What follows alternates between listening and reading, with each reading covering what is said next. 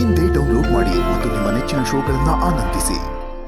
ಅಮ್ಮ, ದೀಪ ಹಚ್ಚಿ ದೇವ್ರ ಹತ್ರ ಬೇಡ್ಕೊಂಡಿ ಅಲ್ವಾ, ಈಗ ಹೋಗಿ ಮಲ್ಕೊ. ಇಲ್ಲಮ್ಮ, ನಾನು ಸ್ವಲ್ಪ ದೇವ್ರ ಮುಂದೆನೆ ಕೂತಿರ್ತೀನಿ, ಈಗ ಹೋಗಿ ಮಲ್ಕೊ. ಅಲ್ಲ ಅಮ್ಮ, ರಾತ್ರಿ ಆಯ್ತು. ನಾನು ಸಮಾಧಾನ ಆಗೋರ್ಗೆ ಇಲ್ಲೇ ಕೂತಿರ್ತೀನಿ ಕಣೆ, ಈಗ ಹೋಗಿ ಮಲ್ಕೊ. ಸರಿ, ನಾನು ಇಲ್ಲೇ ಕೂತ್ಕೋತೀನಿ. ಬೇಡ ಬೇಡ, ನಿನಗೆ ಮೊದಲೇ ಚಳಿ ಅಂದ್ರೆ ಆಗಲ್ಲ. ಹೋಗಿ ಮಲ್ಕೊ ಅಂತ ಹೇಳಿದ್ನಲ್ಲ, ಸುಮ್ಮನೆ ಹಠ ಮಾಡ್ತೀಯ ನೀನು.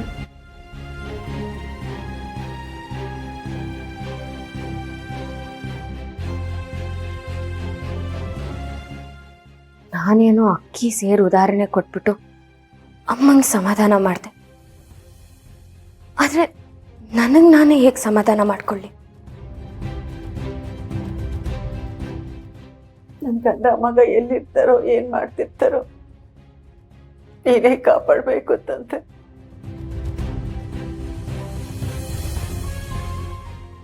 ಅಯ್ಯಯ್ಯೋ,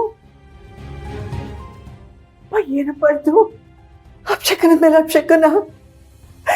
ನಾನು ಹೇಳೋದೆ ಬಾಯಾರಿಕೆ ಆಯ್ತು, ಕುಂಕುಮ ಚೆಲ್ತು, ಈಗ ದೀಪನ ಹಾರಿಸ್ತಿದ್ಯಾ? ಯಾಕೆ ಪರೀಕ್ಷೆ ಮಾಡ್ತಿದ್ಯಾ ನೀನು? ಅಲ್ಲಿ ನನ್ನ ಗಂಡನಿಗೂ ಮಗನಿಗೆ ಏನು ಆಗ್ಬಾರ್ದಪ್ಪ, ಏನು ಆಗ್ತಾ ಇರೋ ಥರ ಮಾಡುತ್ತಂದ್ರೆ ಅವ್ರ ಮನೆಗೆ ವಾಪಸ್ ಬರೋ ಥರ ಮಾಡಪ್ಪ, ವಾಪಸ್ ಬರೋ ಥರ ಮಾಡುತ್ತಂದ್ರೆ.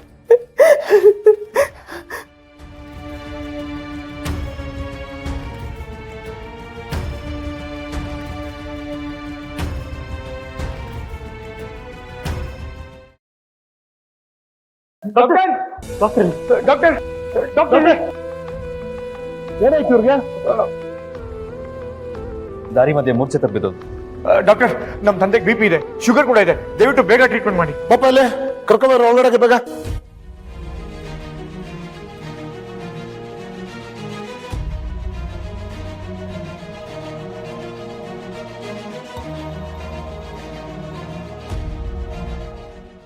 ಯಾರಾದ್ರೂ ಕೇಳಿದ್ರೆ ಹೀಗೆ ಆಕ್ಸಿಡೆಂಟ್ ಆಗಕ್ಕೆ ಹೋಗಿ ತಪ್ಪೋಯ್ತು ಅಂತೆಲ್ಲ ಏನು ಹೇಳೋದು ಬೇಡ.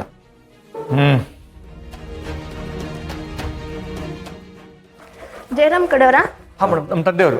ಅಲ್ಲಿ ರಿಸೆಪ್ಷನ್ ಅಲ್ಲಿ ಫಾರಂ ಫಿಲ್ಅಪ್ ಮಾಡಿ ಅಡ್ಮಿಷನ್ಗೆ ಅಮೌಂಟ್ ಪೇ ಮಾಡಿ. ಹಾ,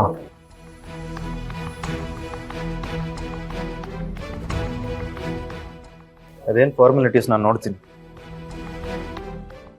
ಇದು ಜಯರಾಮ್ ಅಂತ ಪೇಷಂಟ್, ಅವ್ರದ್ದೇನು ಫಾರ್ಮಾಲಿಟೀಸ್ ಇದೆ ನೋಡಿ. ಅವ್ರ ಪೇಷಂಟ್ ಅಂತ ಕರಿಬೇಡಿ. ಹಾಸ್ಪಿಟಲ್ಗೆ ಯಾರಾದ್ರೂ ಅಡ್ಮಿಟ್ ಆದ್ರೆ ಅವ್ರನ್ನ ಪೇಷಂಟ್ ಅಂತಾನೆ ರೆಫರ್ ಮಾಡೋದು. ನಮ್ಮ ಮಾವಂಗ್ ಹಿಂಗಾಯ್ತು ಅಂತ ನನಗೂ ಬೇಜಾರಿದೆ. ಮಾವನ್ ಬಗ್ಗೆ ಬೇಜಾರು ಮಾಡ್ಕೊಳ್ಳೋರು ಹೆಂಡತಿಗೆ ಮೋಸ ಮಾಡ್ತಿರ್ಲಿಲ್ಲ. ಏನ್ ಮಾತಾಡ್ತಾ ಇದ್ದೀರಾ ನರಸಿಂಹ? ನಾಲ್ಗೆ ಮೇಲೆ ಹಿಡ್ತಾ ಇರ್ಲಿ.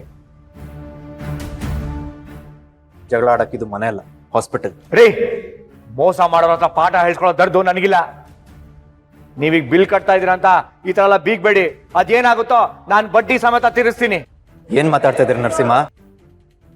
ಕೇರ್ಲೆಸ್ ಆಗಿ ಡ್ರೈವ್ ಮಾಡ್ಕೊಂಡು ಹೋಗಿ ಲಾರಿನ ಮಾವಂಗ್ ಗುದ್ದಕ್ ಹೋಗಿದ್ದು ನಿಮ್ ತಪ್ಪು, ನನ್ ತಪ್ಪು ಅನ್ನಂಗ್ ಮಾತಾಡ್ತಾ ಇದ್ದೀರಾ? ರೀ, ಬಾಯ್ಗೆ ಬಂದಿದ್ದೆಲ್ಲ ಮಾತಾಡ್ಬಿಡಿ. ನಾನೇನಕ್ಕೆ ನಮ್ಮ ಅಪ್ಪನ ಮೇಲೆ ಲಾರಿ ಹಚ್ಚಕ್ ಹೋಗ್ಲಿ? ಅವರು ನನ್ನ ಜನ್ಮ ಕೊಡ್ತಂದೆ, ಅವ್ರ ಜೀವ ತೆಗೆಯೋ ಪಾಪಿ ನಾನಲ್ಲ. ಇವತ್ತು ನಮ್ಮಪ್ಪ ಹಾಸ್ಪಿಟ್ಲಿಗೆ ಸೇರೋದಕ್ಕಾಗ್ಲಿ, ನನ್ನ ತಂಗಿ ಜೀವನ ಹಾಳಾಗೋದಕ್ಕಾಗ್ಲಿ ನೀವೇ ಕಾರಣ. ನಾನ್ ಕಾರಣ? ಏನ್ ಹೇಳ್ತಾ ಇದ್ದೀರಾ? ಹೌದ್ರಿ, ನನ್ನ ತಂಗಿ ಮನೆ ಬಿಟ್ಟು ಬರೋದಕ್ಕೆ ಕಾರಣನೇ ನೀವು ಅವಳನ್ನ ಚೆನ್ನಾಗಿ ನೋಡ್ಕೊಳ್ದೆ ಪ್ರೀತಿಯಿಂದ ನಡ್ಕೊಳ್ದಿರೋದಕ್ಕೆ ಅವಳು ಈ ತರ ಮಾಡಿರೋದು. ಆ ನೋವಲ್ಲಿ ನಮ್ಮಪ್ಪ ಇವತ್ತು ಪ್ರಜ್ಞೆ ತಪ್ಪಿದ್ದಿರೋದು.